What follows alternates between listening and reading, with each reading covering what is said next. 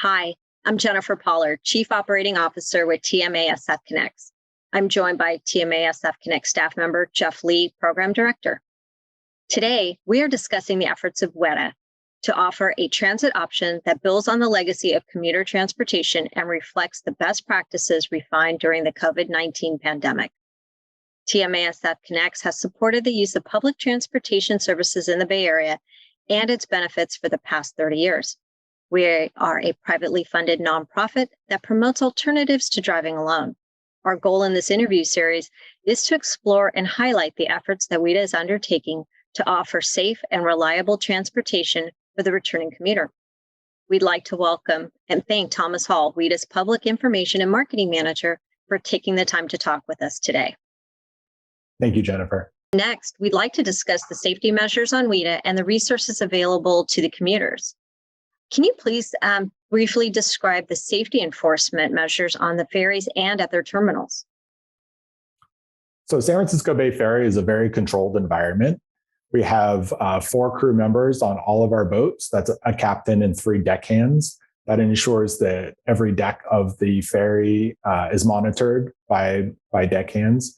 You can't get onto a San Francisco Bay Ferry without passing by at least 2 deckhands. Because of the way we work our boarding system. So it's not going to be the case where you're going to feel unsafe necessarily. It's a very controlled environment. And then once you're on the boat, we do have a passenger code of conduct in place, and our deckhands are empowered to enforce that. So we do have rules about what you can do on the ferry, what you can bring on the ferry, and our deckhands are well trained to be able to keep that in place. I think if you talk to any ferry riders, they would tell you it's a very safe environment. Our terminals, similar situation. We do have video surveillance at all of our terminals and on the vessels. And these are controlled environments with a lot of visibility. We do have security at a couple of our terminals. And then we work with our partners at the cities that we operate in, as well as the Port of San Francisco, to ensure that there's security on the land side. We don't typically control any of the landside facilities. We really stick to the water, but we do work closely with City of Vallejo, Port of San Francisco, City of Oakland, Port of Oakland, City of Alameda, to ensure that there's safety around the ferry terminals as well. Okay. How do you report potential issues that a commuter may encounter? And then also, who can commuters reach out to for help or assistance if on or off the ferry? So when you're on the ferry, the best idea is always to approach a deckhand. As I said, there are deckhands on each deck of the ferry, so you should be able to find one pretty easily. If there's in the very rare case that there's a situation where you don't want to draw attention to yourself talking to a ferry, you can go to the other deck. If you're on the main deck and you're able to go upstairs, we would recommend that you go upstairs to talk to the other deckhand, or vice versa. And so on the ferries, definitely talking to a crew member. Off the ferries, if you've experienced a security concern or have some questions about security, we definitely recommend people reach out to us via email or phone. Our customer service email is customerservice@sanfranciscobayferry.com. We respond within 1 to 2 business days, usually a couple of hours. And then we do have a phone line that's supervised on a daily basis, and that's at 877-64-FERRY. Okay, great. Thank you. And just to reiterate, I know you mentioned this a little bit earlier, but video surveillance is available on both ferries and terminals, correct? That's right. We do have closed circuit cameras on all of our ferries, okay, and at the terminals as well.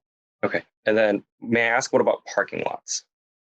Sure. So we don't manage any of the parking lots in our system, but as I mentioned, we do work with the cities and ports that manage those parking lots. And so there is security at the Oakland Ferry Terminal. For example, we work with the Port of Oakland for access to a parking garage, the Washington Street garage. That's a managed garage. There's always someone on site. In the City of Vallejo, the city manages the parking lots around the ferry terminal, and they do have 24/7 security available there. Great. Thank you. And Thomas, just as a follow-up with the surveillance, I know as being a ferry rider, I've seen the cameras, installed in the ceilings. Is the captain or one of the deckhands up in the wheelhouse watching the cameras, or is it only if, something comes up, maybe, we could ask and say, hey, could you see if something took place? How does that work? It's typically the latter. Our captains are watching the water up there. And so it's typically the latter. Of course, if an alarm goes off, so there's been the rare times there's no smoking or vaping on board any of the ferries. So if a smoke alarm goes off in a bathroom, the captain can watch the camera that shows outside of the bathroom to see who's coming out and then communicate that to a deckhand to go let that person know that they should not be smoking in the bathroom. That's a very rare occurrence, obviously, but it is available both at our operations facility and on the vessels themselves to be able to go back and look at video feed from the prior 7 days.